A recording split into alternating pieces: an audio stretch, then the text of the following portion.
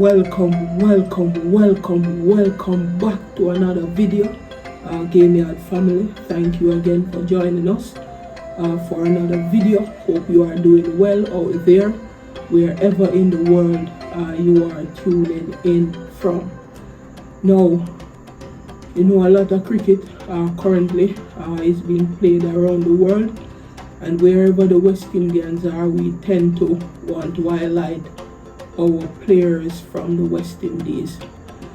So in this video I will be looking on the English County Championship that is currently going on in England, and as you know, we have Jaden Seals there, and also Anderson Phillips. In terms of the West Indies women's team, they would have been playing some warm-up games, and they would have played today against the Ireland women's team, and we will be looking on the details of that match as well. And also in the IPL, Imran Etmaya, he would have been featured today for the Rajasthan Royals team, and we will be looking on the details of that game. And last but by no means least, we will be looking on the results of the West Indies Championship. So stay tuned and pleasant viewing.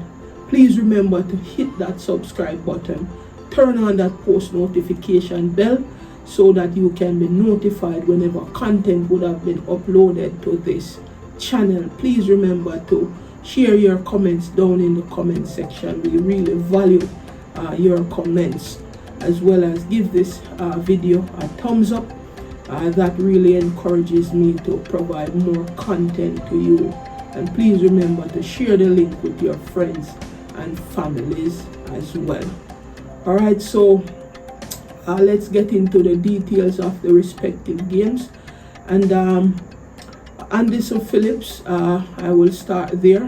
He was not featured in the Lancashire game, and so we will not spend any time looking on the details of that match, but we will be zooming in on the Sussex game against the Warwickshire team, where Jaden Seals would have been featured for the Sussex teams. Sussex batting first would have piled up 528 runs from 136.3 overs.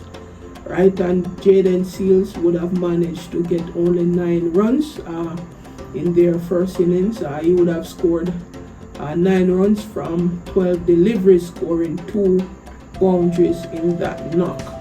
Right, so Warwickshire, in their reply, they would have at stump, they were 223 for 3 from 53 overs, and Jaden Seals was the of the Sussex bowlers. He would have bowled 13 overs with 1 maiden, conceded 66 runs, and he would have taken 2 wickets at an economy of 5.08. City End as in comes Seal, racing in, bowl short, and oh my, well, it's going to be caught, is Alex Davis. He is caught. That's a very good catch, actually. Seals in, bowls. This is caught at slip. You know my thoughts as it relates to Jaden Seals. I believe Jaden Seals is a generational talent. He is currently, one of our best bowlers, our best red ball bowlers now in the West Indies, and I'm really happy to know that he would have, joined the English County Championship, where he can continue to improve on his game. Really happy for Jaden Seal. He has been showing so much improvements year on year, and I really hope that he will continue on this trajectory, and that at the end of his career he will be one of the one of the best West Indian greats as it relates to pace bowling.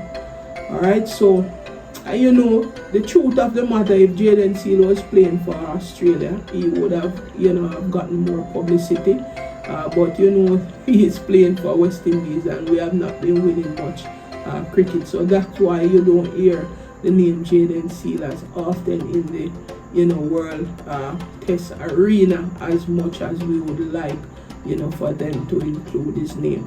But he is really bowling really well for West Indies, and I just hope that he will continue to improve on his game day by day. Alright, let us jump over now to the West Indies women's team. As you know, they would have played their second warm-up game. In that first game, they would have beaten Scotland, and Chanel Henry was the pick of the West Indian player. She was really magnificent with that century. It was an explosive century by Chanel Henry, and she was supported by Zadia James. Right, so Chanel Henry would have scored 109 from 71 deliveries, and Zadia James would have scored 47 from 47 deliveries.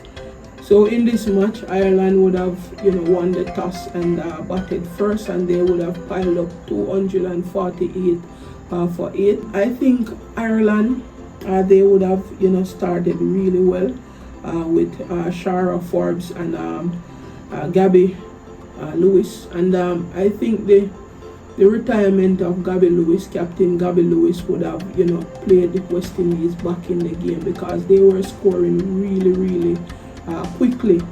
They were at 4 high 4s runs per over early on, and I think when Lewis would have retired early, then West Indies start to play their way back into, or bowl their way back into the game.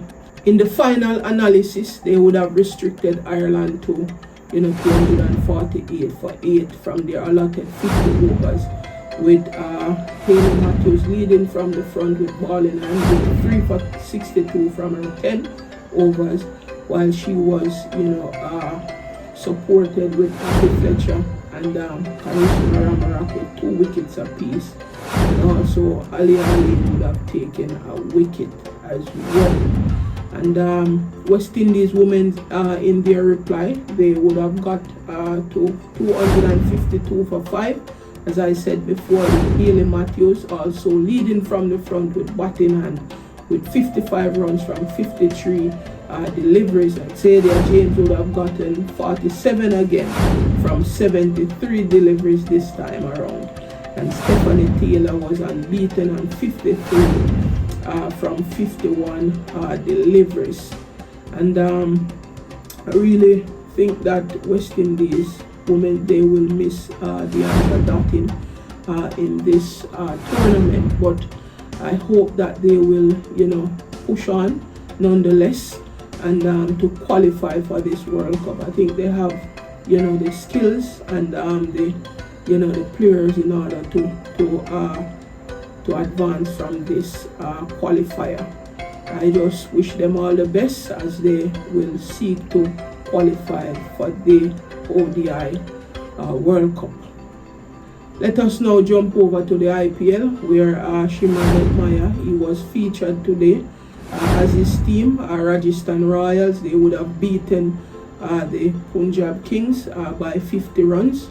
Rajasthan Royals would have batted first, and they would have piled up 205 for 4. Punjab in their reply, they would have made a meager 155 for 9. Shimron Maya, he was dismissed for 20 runs of 12 deliveries, scoring 2 boundaries and 1 6 at a strike rate of 166.66.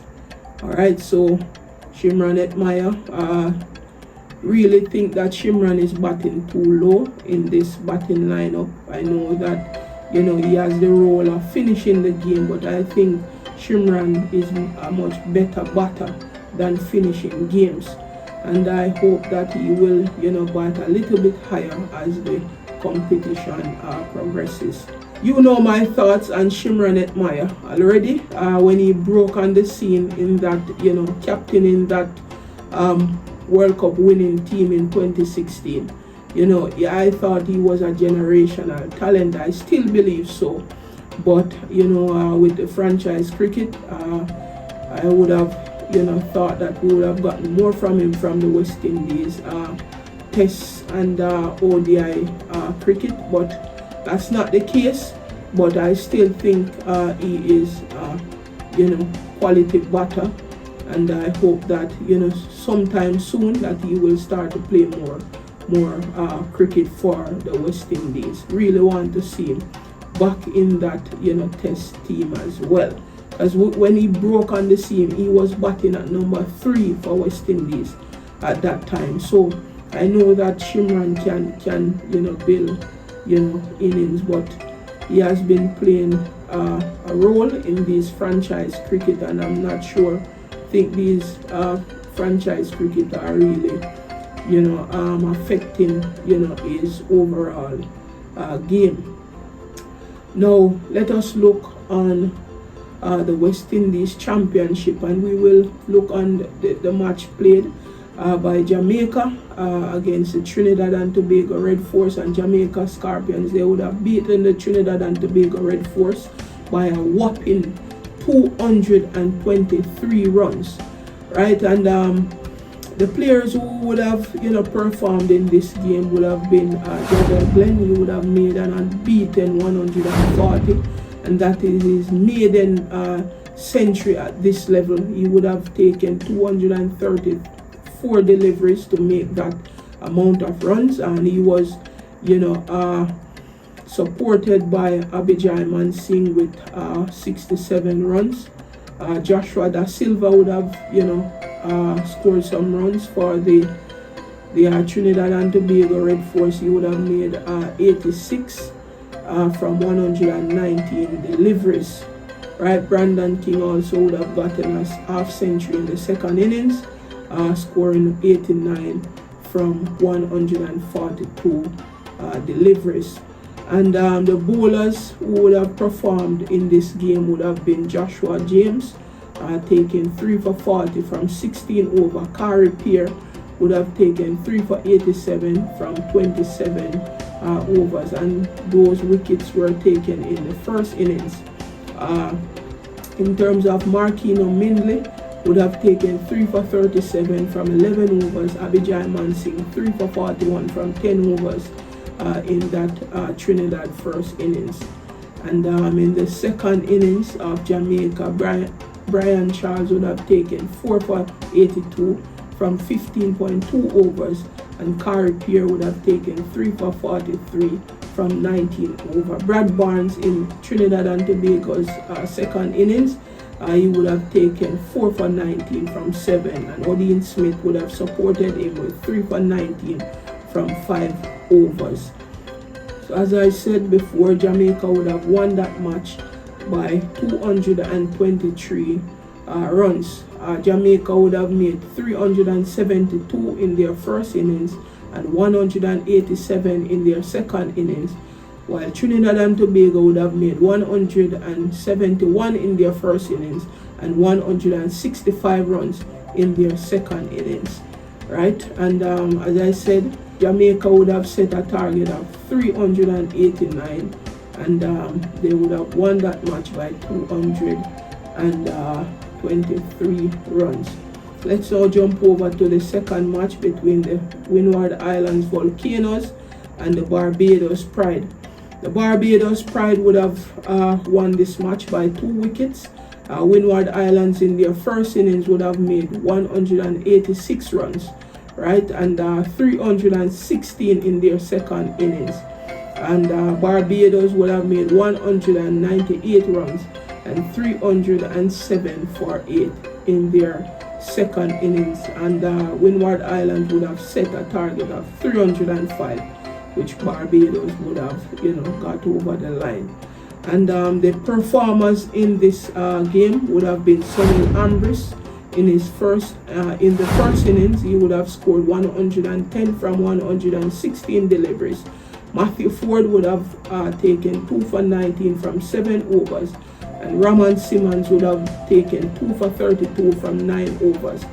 Barbados, in their reply, they would have made 198 runs, with Matthew Ford would have made 43 from 54 deliveries, and Kyle Mayers would have scored 40 from 50 deliveries, with Keon Gaston taking 6 for 52 from 12.5 overs, and Gillan Tyson 3 for 49 from 14 overs. Windward Islands in their second innings would have piled up 316 runs, and thanks to 99 from Covem Hodge from 212 deliveries, and Alec Athanase 78 from 71 deliveries. Roman Simmons would have taken 4 for 47 from 15 overs, and Jair McAllister 2 for 35 from 13.1 overs. And Barbados in their second innings, having set 305 for victory, Barbados got over the line at 307 for 8. Thanks to Shane Mosley with 109 from 215 deliveries, Kyle Mayers 70 from 63 deliveries, Kenneth Demba 4 for 95 from 24.1 overs, and Ryan John 2 for 58 from 15 overs. And let's jump over now to the combined campuses and colleges team. They would have made 238 in their first innings, and 395 for 8 declare in their second innings. And West Indies Academy 316 in their first innings and 6 for 1 in their second innings. They were, looking at a target of 318, but that match was drawn. So the combined campuses and colleges team in their first innings, they would have made 238. Thanks to 52 from Shakira Paris from 95 deliveries. Kyle Corbin would have made 48 from 112 deliveries. Joshua Bishop would have taken 6 for 78 from 33 overs. Zishan Motara 2 for 57 from 18 overs.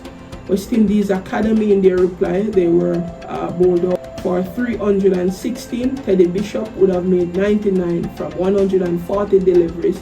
Mbeki Joseph would have made 65 from 116 deliveries. Shemar Holder was the pick of the bowlers for the combined campuses and colleges team with 4 for 81 from 18.2 overs, and Jaden Edmond 2 for 38 from 10 overs. CCC in their second innings would have made 395 for 8 with Johan Jeremiah 107 from 132 deliveries, and Shakira Paris with 56 from 89 deliveries. Kelvin Pittman would have taken 3 for 70 from 20 overs. Jediah Blades would have taken 2 for 79 from 22 overs. And West Indies Academy in their final innings, second innings, when stumps were drawn, would have been on 6 for 1. And let us jump over now to the final match between the Leeward Islands Hurricanes and the Guyana Harpy Eagle. This match was drawn as well. Guyana in their first innings, they would have made 193 thanks to an unbeaten 77 from Kevlan Anderson from 96 deliveries, and Rakeem Carnell would have taken 3 for 25 from 4.4 overs, and Hayden Walsh Jr. 2 for 26 from 7 overs. Leeward Islands in their reply would have piled up 335 with Casey Carty 92 from 182 deliveries, and Jamar Hamilton 80 from 124. Ronaldo Ali Mohammed would have taken 5 for 91 from 19.3 overs. Niall Smith would have taken 3 for 62 from 15 overs. And Guyana in their second innings would have piled up a massive 490 for 9, right, with Kevin Imlach 123 from 238 deliveries, and Kevlan Anderson again 110 from 246 deliveries. Javier Spencer 5 for 77 from 25 overs. Karima Gore 1 for 80 from 27.1. And Leeward Islands in their second innings they were on 147 for 3 when stumps were drawn, with Mikhail Louis making 61 from 101 deliveries, and Vera Sami Pramal were the pick of the Guyana bowlers with 2 for 27 from 18 overs, and Ashmin Ned 1 for 47 from 17 overs. As I said, that match was drawn. So the winners here would have been Jamaica Scorpions and the Barbados Pride. Alright, so that's a roundup for the West Indies Championship, and the standout performer for me in this sixth and penultimate round would have been Kevlan Anderson. He has been really superb in this West Indies Championship, and I think my thoughts on Kevlan Anderson, I would want to see him play some more West Indies A games before he's being elevated to the level of West Indies cricket. We don't want to make the same mistake as we would have done in time past, whereas a player would have performed at this West Indies Championship level, we would have elevated them to the West Indies team, and then they would have failed, right? Because the international cricket, I mean, that's the pinnacle of cricket, and so it takes a lot more skill, a lot more mental toughness, a lot more concentration, right? A lot more mental ability in order to be successful at that level, right? And I think Kevlan Anderson would need some more playing time. Really think that he should be playing in the next West Indies A tour that will go on sometime before the Australian tour, and let us see how he will perform, because making a century at the West Indies Championship level, I would say it is equivalent to like 20 runs at the international level. That is the reason why I would like to see players go on to make big total, big hundreds, even double century, so alright, so that's where I will leave it for now.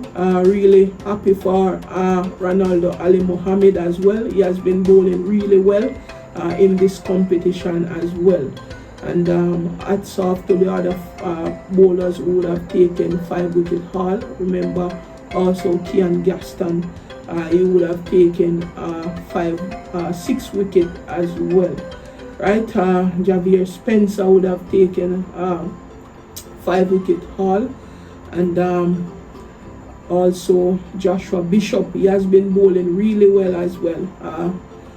Cannot leave out Joshua Bishop. He has been really superb in this West Indies Championship, even though West Indies Academy has not been playing good cricket overall, but he has been the standout performer for them.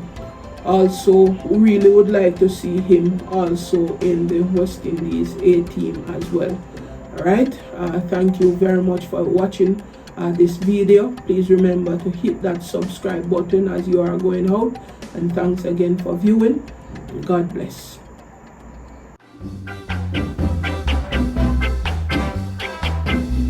Belo, belo, belo.